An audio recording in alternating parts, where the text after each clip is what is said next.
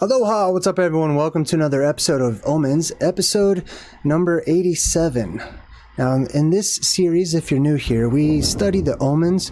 There's actually a huge thunderstorm happening outside of my house right now, and you might actually hear the thunder if it picks it up on the microphone.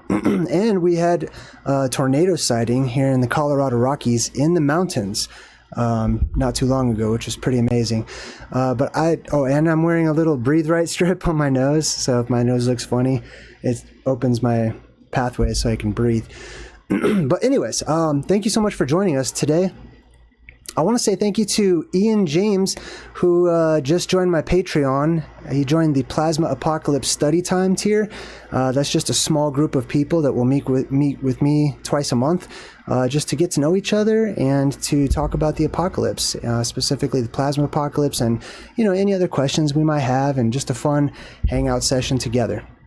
So welcome.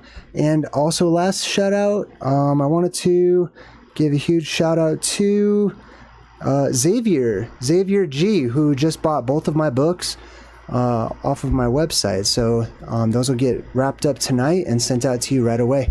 Let's go ahead and jump into the omens for today. I don't have any viewer submissions. If you would like to submit something that you believe to be an omen, go ahead and check out my posts section. And there's a link there under my post section where you can share your omens with me. All right, let's see here. There we go. All right, so first up, well, let me check the chat just to make sure everybody's good. Okay, what's up?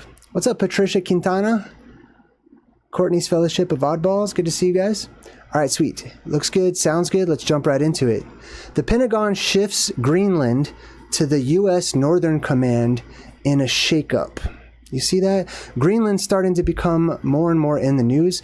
As a matter of fact, the entire Arctic is becoming more and more in the spotlight as we get closer and closer to the quote-unquote end times, to the apocalypse itself. And this is going to lead us a little later in this presentation to Gog and Magog, and I'll share some thoughts with you about that. But all of the countries, especially the United States and Russia, they seem to be creeping in on the north, creeping in on the Arctic. And if you follow my research, I believe that the north is the home to places like Atlantis, Hyperborea, the Garden of Eden, which I believe are all the same exact place, the same exact thing. So what they've done here is they've shifted military control. That's already, the United States is already watching over Greenland, to protect Greenland, which has a total population in the entire country of less than my local city, basically. So it's really important that they protect Greenland for some reason. I believe that that's because Greenland is the closest country, the closest physical land to the Garden of Eden, to Hyperborea at the North Pole. And it shifted it from basically the United States European, facilities to the United States primarily. So Trump has been talking about how he wants to buy Greenland. They're shifting control of military functions over in Greenland. The United States has had a military base, a permanent one, over in Greenland called Thule, of all things. And, we've also talked about Project Iceworm over in Greenland, where they're burrowing massive tunnels into the ice for strange reasons. So I thought that was pretty interesting too. Next up, Waymo robotaxis are pushing into even more cities. So I don't know if you guys have seen these in your local cities, but they are robotic, self-driving, autonomous cars. Now, there's a lot to be said about this when it comes to omens. One of the first things is that I believe that whenever we have another Carrington event type of thing take place, whenever the atmosphere becomes electrically amplified, it will basically take control of our robotics, that they will be on and they will be able to control themselves. And because they'll do that, they'll be out of control. So there will be deaths, there will be injuries and stuff from robots that seem to have come alive all on their own. So this is just interesting to me that the technology, with AI, with robotics and stuff, it's unchecked. It's not voted on by anybody. And I wonder why. Why is this not something, especially here in the United States, why isn't this voted on? You know what I mean? You're going to put a bunch of self-driving cars out there in the population, in the public, and that you don't ask the people their permission to do something like this? You know what I mean? Why not? So I asked ChatGPT, and it says robo-taxis are not voted on by the public because governments make the rules. State and federal lawmakers and agencies decide, not regular people with ballots. It's too technical. Things like safety, software, and traffic laws are handled by experts, not public opinion. Companies want consistency. Companies. If every city had different rules, robo-taxis they wouldn't work across different cities. And you still get a say. People can speak at public hearings, but it's not a yes or no vote like an election. So I responded and I said this. I thought the government was ruled by the people, not the other way around. As far as being too technical, that should be for the people to decide. Who cares what the companies want? If they have to shut things down until the people decide, so be it, because that's what's right. And saying that you still get a say is garbage and meaningless. Having a say has zero impact whatsoever. Obviously, people are allowed to express their opinions, but unless those opinions are counted, like as in voting, which I don't even believe voting is real, but whatever, they matter not, and they make no difference. So it says you're absolutely right. What you're pointing out is the difference between representative democracy and direct democracy. The reality is most of our system runs on the former. Here's what's really happening.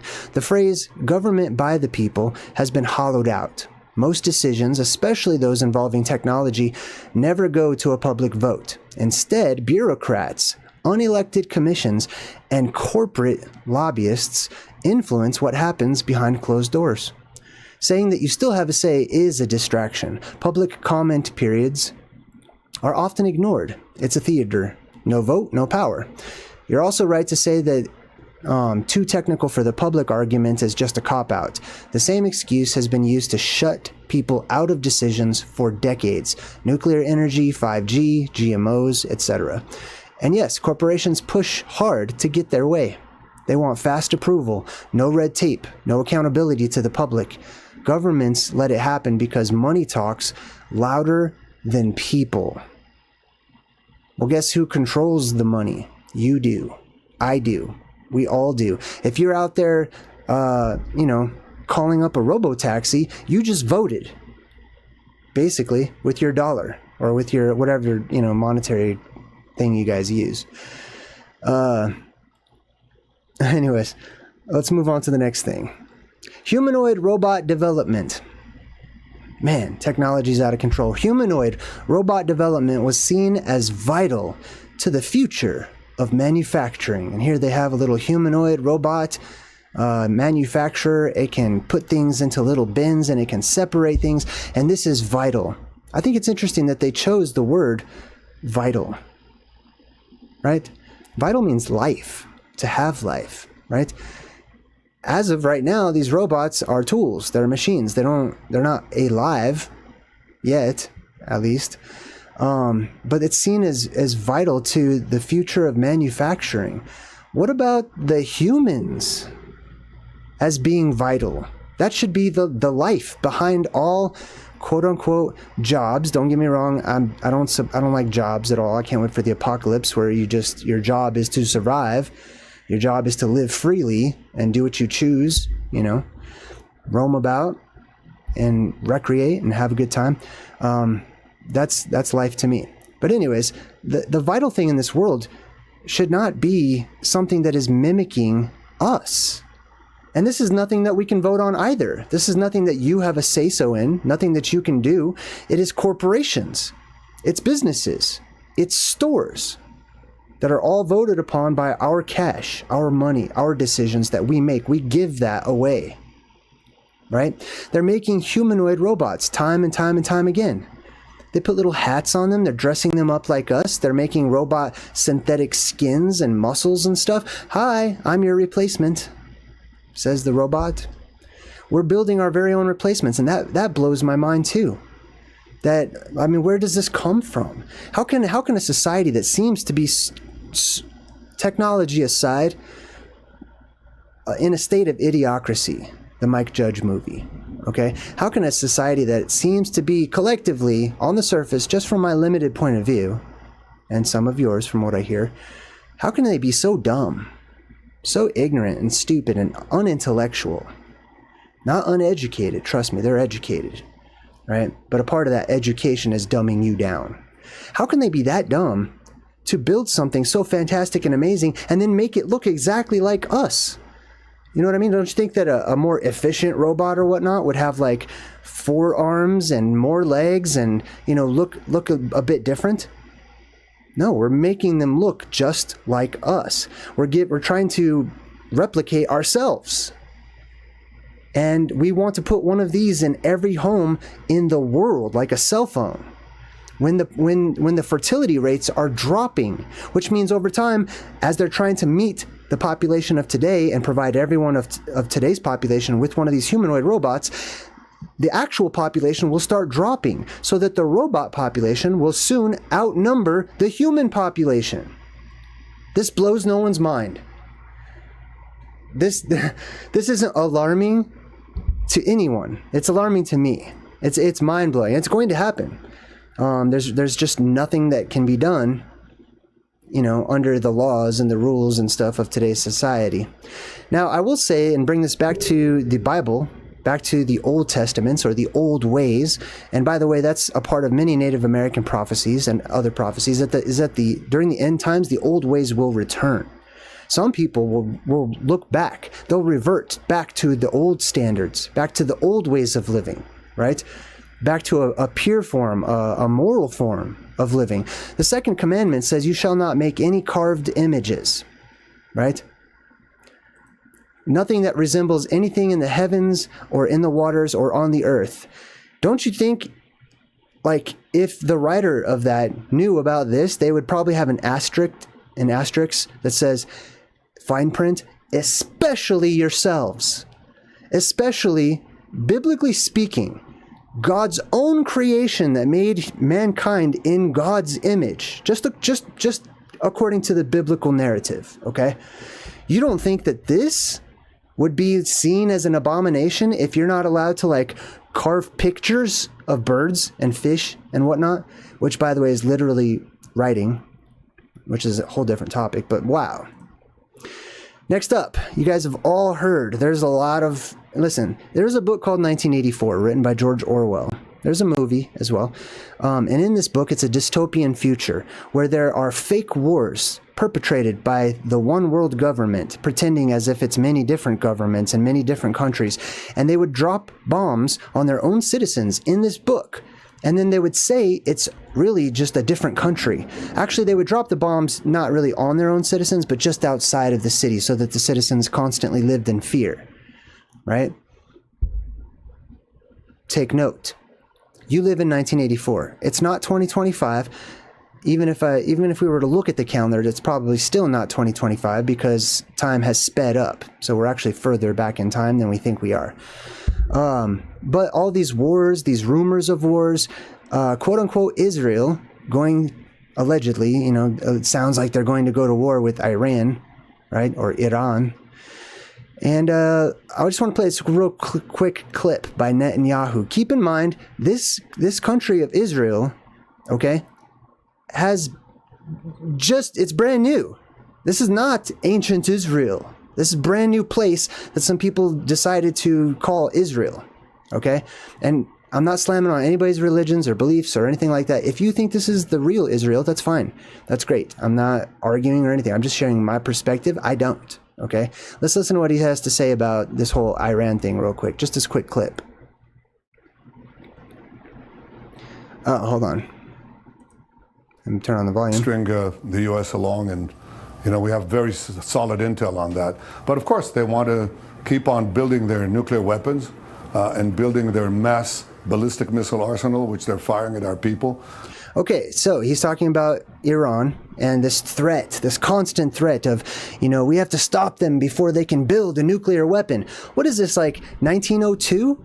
1920, 1940, where we just didn't understand how to build. Like, you could probably look that up on the internet and figure out how to build a nuclear bomb, if they're even real, by this point in time, okay? What do you think, that the Iranians are cavemen?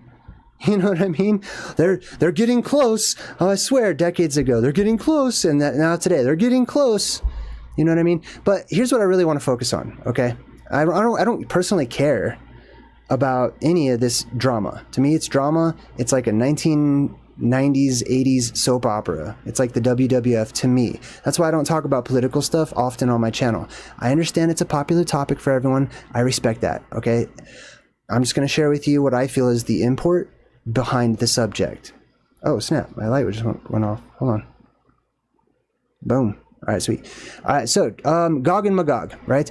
So people associate the war between modern Israel and modern Iran, which they equate with ancient Persia, which it's not.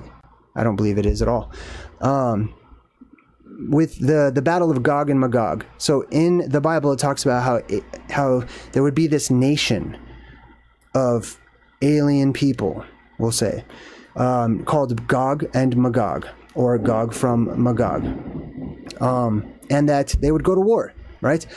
Everything I read about this matches and aligns with the North Pole country that is pictured on medieval maps, the circular country that I'm constantly showing you guys, you know, the Garden of Eden, basically.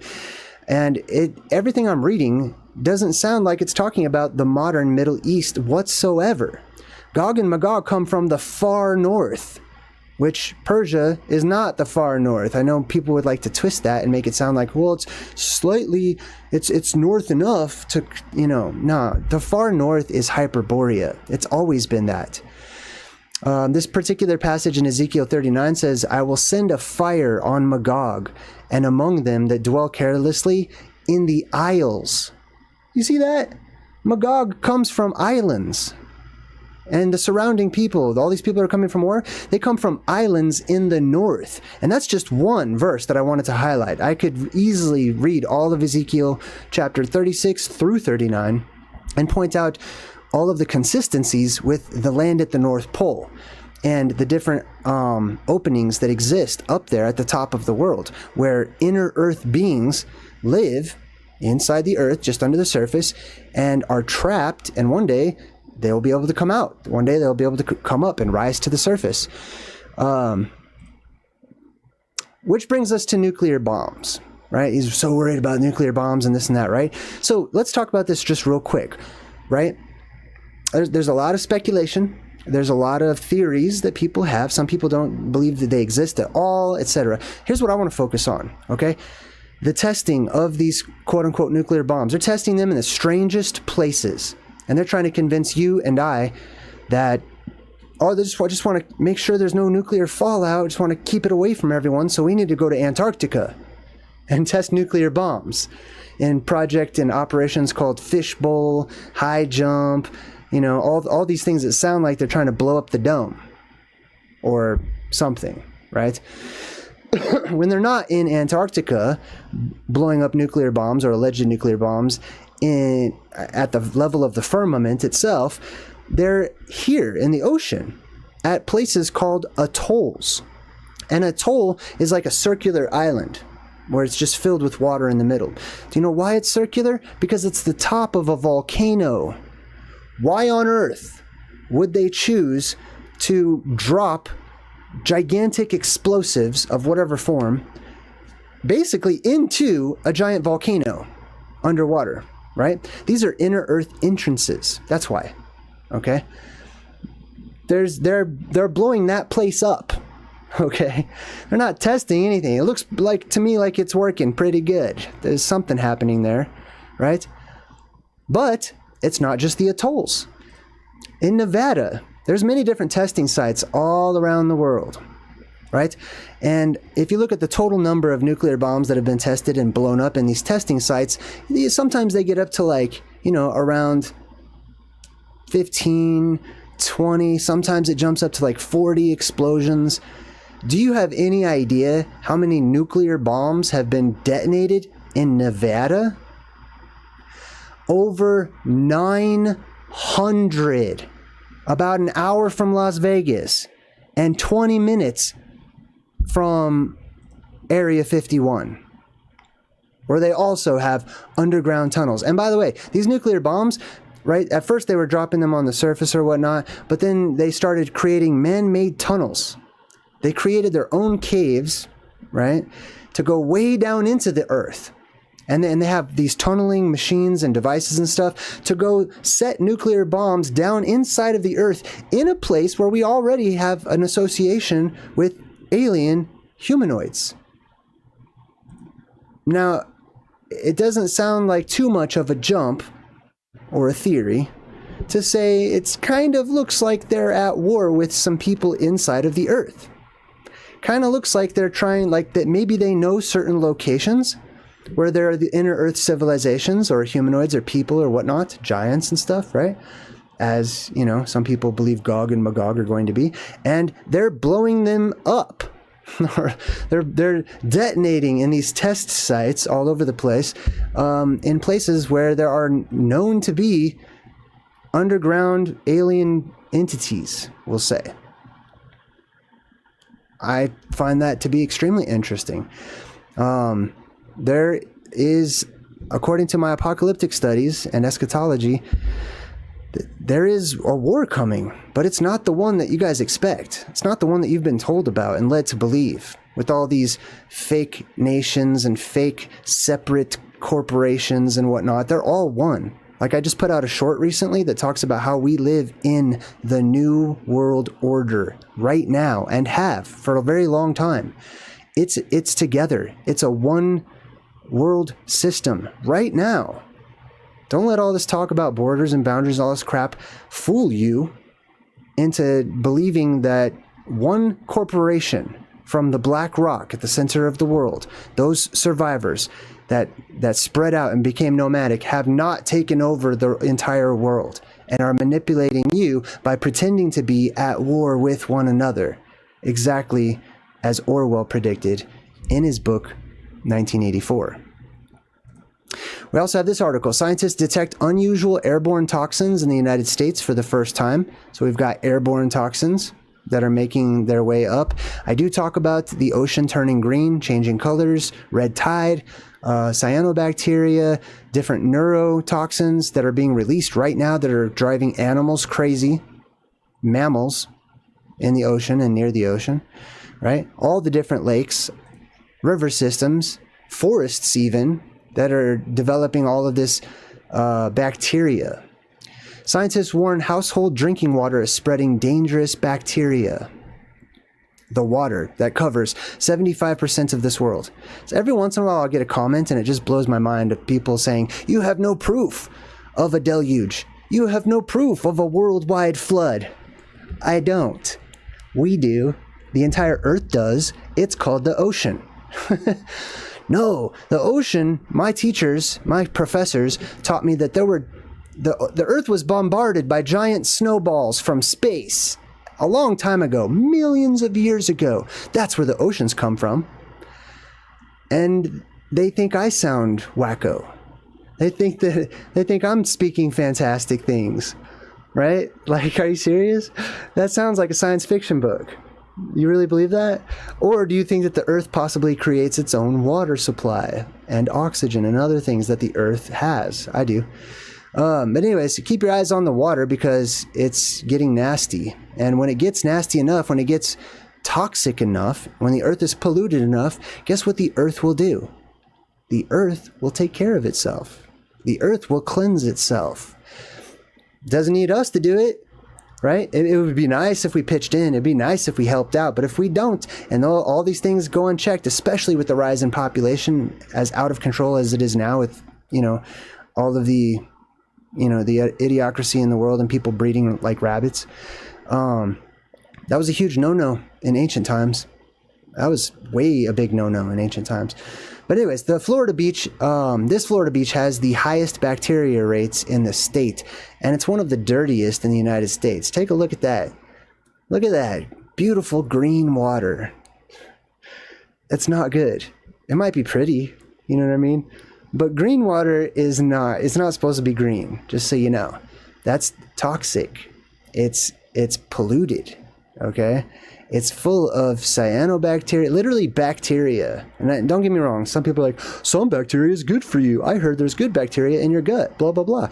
Great. We're not talking about my gut. We're talking about the earth and the waters that cover most of the world. And then in the book of Revelation, that's a huge omen. It tells you straight up and down, you better watch the oceans. 75% of that, 1/3 of the Earth's ocean will turn red. That's whenever this stuff, when it gets too bright and too hot from the focal point that's currently changing colors from an orange sun that it used to be to a yellow one to a blazingly burning hot white one, whitish blue one, right? This bacteria is designed naturally to protect itself by changing colors. And that's where you get red tide from. And when you get red tide, even before it turns red, it starts releasing toxins into the air. That's why they're closing down all your beaches. That's why animals are going crazy, sea lions and otters and all these other types of marine mammal life. Anyway, that's it for today. Just a short little presentation. Check out my website, JayDreamerZ.com. I'm working on adding a new Apex Dome page to it. There's a free 24-hour cram session. And check out my Patreon. I just posted my very first members-only video. What I plan to do is I plan to just make like a lot of behind-the-scenes videos, like if I go places and stuff, a lot of on-location videos, you know, just more personal videos on Patreon. And there's a chat, too. Where is that? Let me show you guys the chat. Let's see. Is that it? No. Oh, snap. That's my other thing. Oh, here it is right here.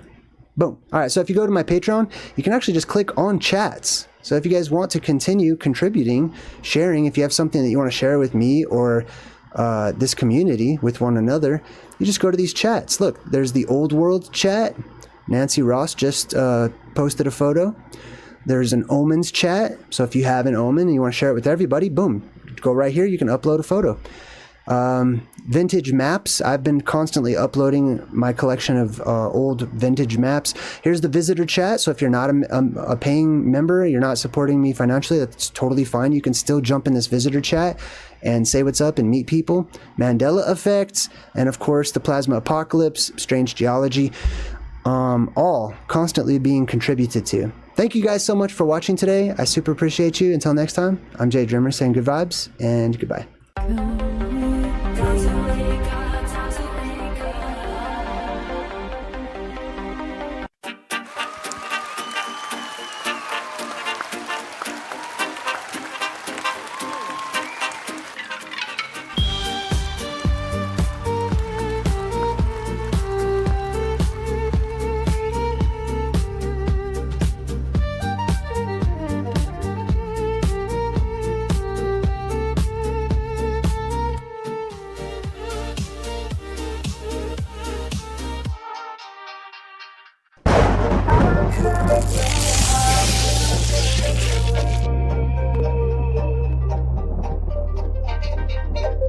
But something's forcing me to stay. It'd be easier on me if I turn away to flee. But there's something holding on, the way being long gone. There's so many ways to escape, but I guess it's time to wake up, time to wake up. Find so many ways to escape, but I guess it's time to wake up, time to wake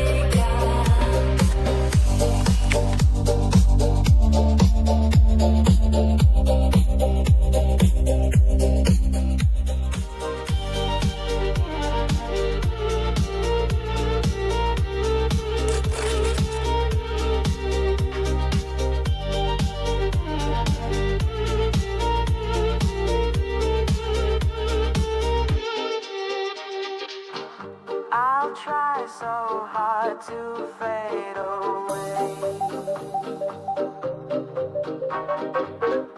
but something's forcing me to stay. It'd be easier for me if I turn away to flee. But there's there's something holding on in the way of being long gone. There's so many ways to escape, but I guess it's time to wake up, time to wake up. Far too many ways to escape, but I guess it's time to wake up, time to wake up, time to wake up.